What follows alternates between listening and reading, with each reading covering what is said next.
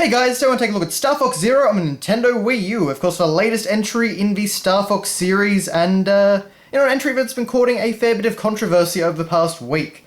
But let's just get down to the actual box and I'll give my thoughts afterwards. So on front cover here, of course, we've got these really beautiful renders of the Star Fox team. Of course, we've got Fox up there, Peppy, Falco looking all cool, of course, in front of the silhouette of Corneria, Slippy, of course, getting blasted by Wolf almost.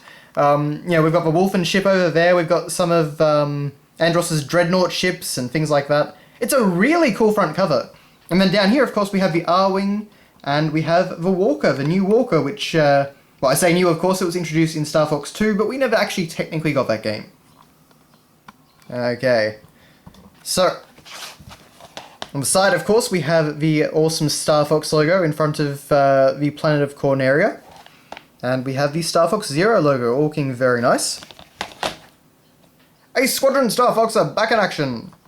So of course it just describes the new controls using the cockpit view of the Wii U gamepad in conjunction with the TV view.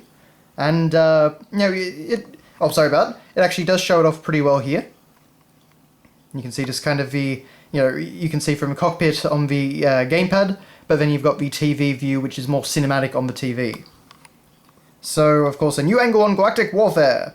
And we get to see some of the different locations and, battle sequences from across the game. Very beautiful planet, that one. I can't remember, I think that's Fortuna, that one. But, anyway. So, of course, you could transform from the R-Wing to the Walker, and every vehicle does have its own transformation. And, of course, we've got the new Gyro Wing with Direct Eye. And we do have the Landmaster. Of course, it doesn't actually show off the new transformation for Landmaster, which is the Gravmaster. Okay, so inside, of course, we have our disc, and it's really just a remix of the front cover art, but it all looks very nice.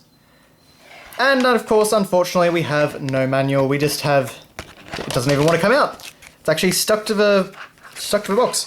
The little important information, software instructions, software warranty, and contact information pamphlet.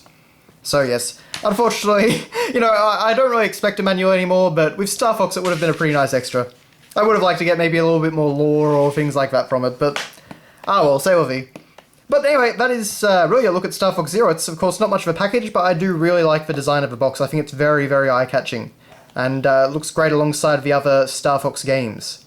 But in terms of my impressions of the game, I was actually very, very apprehensive of picking this one up. Because, reviews have been just so mixed. Some couldn't get to the grips with the controls, others had done really well. It was kind of hard to really get a read on what the game was like, honestly.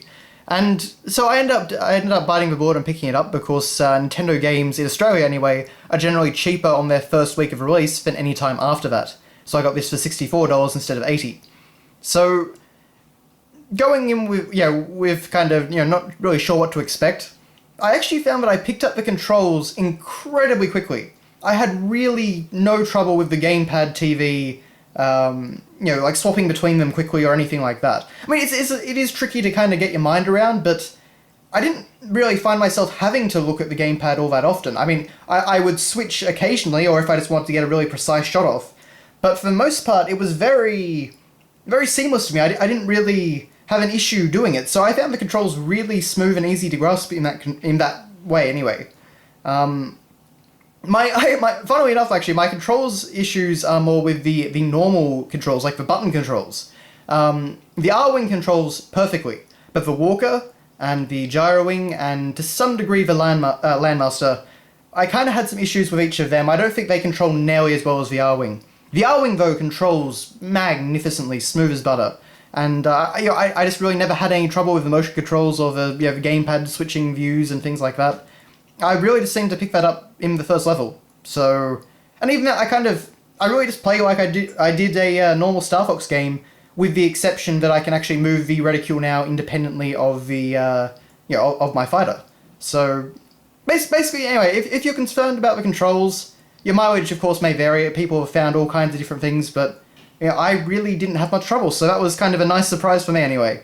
But aside from that, I've actually really, really enjoyed the game. It is definitely the Star Fox 64, not sequel exactly, I suppose, but, continuation, or that style of gameplay that I've really wanted from the series for many years now. So that was really great to see, and I am so... I really want to see a sequel to this game. I really want to see them continue what they have. Refine it. Of course, it'll probably be much more traditional if it's on the NX because of a different control scheme and controller. But, I really do want to see them continue this new Star Fox continuity and just, build on the series and make it bigger and better and make it one of their tentpole franchises. But we'll, of course, just have to wait and see what happens. So thank you very much for watching, guys, and I will see you next time.